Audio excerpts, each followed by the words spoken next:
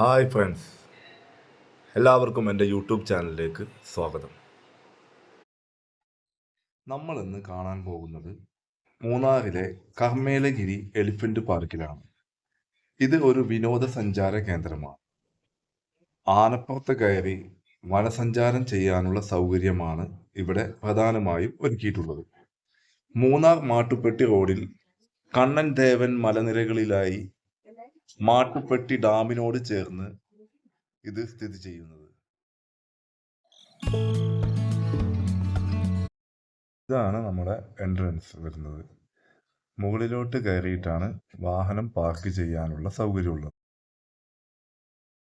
അതിനുശേഷം ടിക്കറ്റ് കൗണ്ടറിൽ പോയി ടിക്കറ്റ് എടുക്കുക.